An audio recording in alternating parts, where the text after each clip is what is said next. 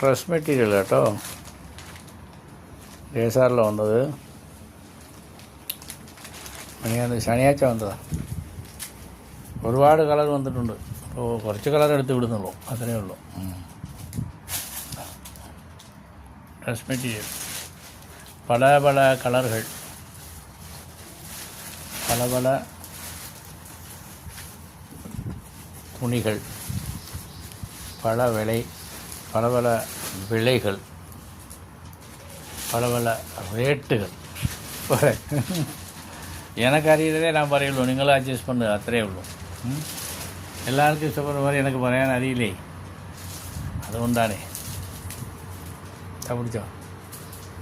പിടിച്ചോ കണ്ടോ,